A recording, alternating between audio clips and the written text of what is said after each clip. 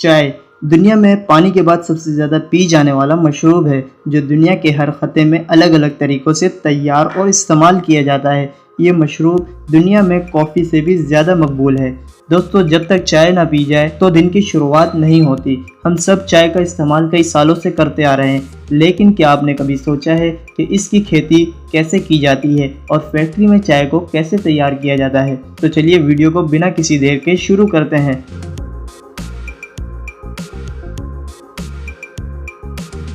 इस सफ़र की शुरुआत होती है चाय के पत्तियों से, जिनको हरे भरे बागात से कई तरीक़ों से तोड़ा जाता है। जैसा कि आप यहाँ देख सकते हैं कि यहाँ पर रिवायती तरीके से चाय के पौधों से पत्तियों को तोड़ा जा रहा है। वर्कर्स हाथों की मदद से पत्तों को तोड़ कर पीछे लगे बैग में डालते जाते हैं। यहाँ पर वर्कर्स टेर नामी मशीन की मदद से पत्तों को बड़ी आसानी से और स्पीड से काट रहे हैं। आप जानते हैं कि दुनिया में रोज़ाना 2 अरब चाय के कप पिए जाते हैं। सच में जितनी ज़्यादा मज़ेदार चाय होती है, इतनी ही ज़्यादा इसके बागात होते हैं। एक बार ताज़ा पत्तों को तोड़ लेने के बाद फिर इन पर 15 से 18 दिन में दोबारा नए पत्ते आ जाते हैं।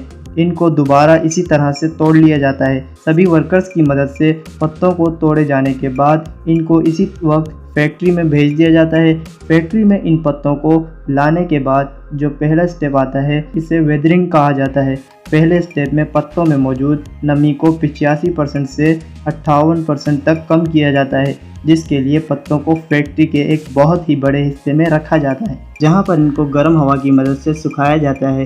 तकरीबन 16 से 18 घंटों तक इन पत्तों को सुखाया जाता है। कुछ फैक्ट्रीज़ में इस काम को धूप की मदद से भी किया जाता है। अब अगला स्टेप आता है रोलिंग का, जिसके लिए इन सारे पत्तों को बैग्स में डालकर एक मोनोरेल की मदद से रोलिंग मशीन तक लाया जाता है।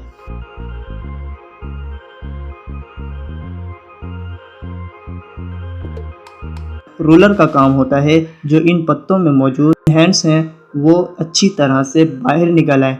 रोलर पत्तों को बार बार रोल करता है, जिसकी वजह से पत्तों में मौजूद सभी तरह के प्रॉपर्टी ख़त्म हो जाती है। अमल तकरीबन 50 मिनट तक चलता है। आपको बता दें कि इस तरह से तैयार की जाने वाली चाय को आउटडोर्स टी भी कहा जाता है।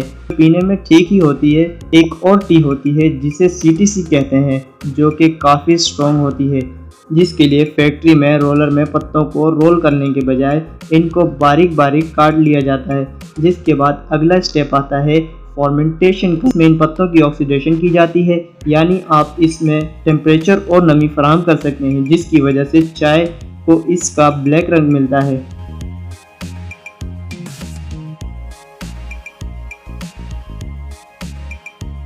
दोस्तों, चाय का जायका और रंग फॉर्मेंटेशन के स्टेप पर ही तय किया जाता है, जो कि सभी कंपनी के जायकों को अलग बनाता है। दोस्तों, आपको बता दें कि ग्रीन टी को इस स्टेप से नहीं गुजारा जाता।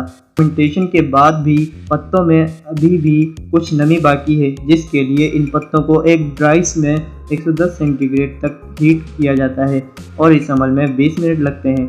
जिसके बाद इन पत्तों में नमी 2 से 3% ही बाकी रहती है। इन पत्तों में से टहनियों को अलग किया जाता है।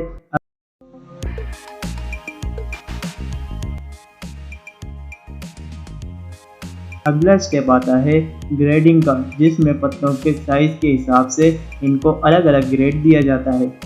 इनको पैक करके पैकिंग फैक्ट्री में भेजा जाता है। पैकिंग फैक्ट्री में लाने के बाद इस चाय को मुख्तलिफ कंपनी अपने अपने नाम के बॉक्सेस में पैक करना शुरू कर देती है। जैसा कि आप यहाँ देख सकते हैं कि लिप्टन टी को पैक किया जा रहा है। अब तक हमने जो फैक्ट्री टी में देखा वो कोई ख़ास जदीद नहीं था, लेकिन जब पैकिंग की बारी आती है तो कंपनी इसमें हर तरह की जदीद मशीन का इस्तेमाल करती है और यहाँ तपाल दानेदार को भी पैक किया जा रहा है। क्या आप जानते हैं कि दुनिया में सबसे ज़्यादा चाय चाइना, इंडिया और कीनिया में काश्त की जाती है और सबसे ज़्यादा चाय जिस मुल्क में पी जाती है इनमें सबसे पहले तुर्की, इराक और इंग्लैंड है। आपको बता दें चाय को पहले खाने के तौर पर भी इस्तेमाल किया जाता था और कहीं इस पौधे को बतौर सब्ज़ी इस्तेमाल किया जाता था। खाने से मशरूब की हैसियत चाय 1500 साल कबल ही इख्तियार की थी। दोस्तों, सच बताइएगा, इससे पहले आपने मेकिंग टी प्रोसेस देखा है और आपको ये चाय का सफ़र कैसा लगा हमें कमेंट में ज़रूर बताएं। और वीडियो अच्छी लगी हो तो इसे लाइक और शेयर ज़रूर करें और हमारा चैनल सब्सक्राइब और फॉलो करना मत भूलें।